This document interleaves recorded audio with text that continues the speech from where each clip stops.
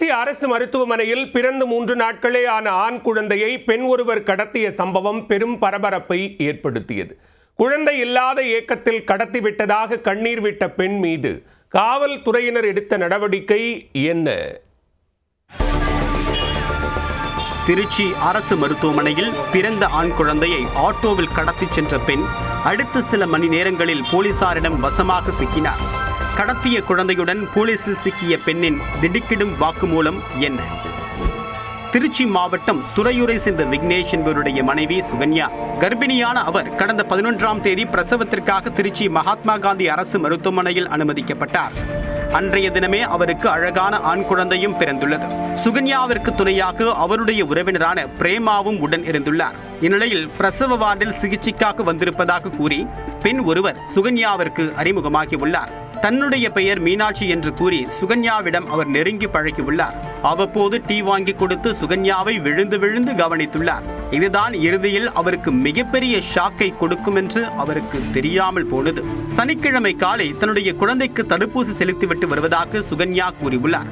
அதற்கு வார இறுதி நாள் கூட்டம் அதிகமாக இருக்கும், நீங்கள் சிரமப்பட வேண்டாம், குழந்தையை நானே எடுத்து சென்று ஊசி போட்டுவிட்டு திரும்ப எடுத்து வருகிறேன் என்று கூறியுள்ளார்.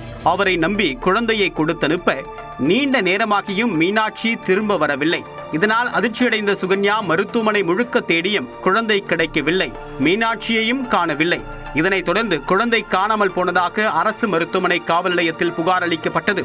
புகாரின் பேரில் போலீசார் விசாரணையில் இறங்கினர். குழந்தையை கடத்திச் சென்ற பெண் யார், எங்கிருந்து வந்தவர், தற்போது எங்கே மாயமானார் உள்ளிட்ட கோணங்களில் விசாரணையை தீவிரப்படுத்தினர். போகும்போது அந்த பெண் தன்னுடைய பையை மருத்துவமனையிலேயே விட்டு செல்ல அதை கைப்பற்றி ஆய்வு செய்த போது பான் கார்டு அப்ளை செய்யக்கூடிய ஃபார்ம் ஒன்று சிக்கியது.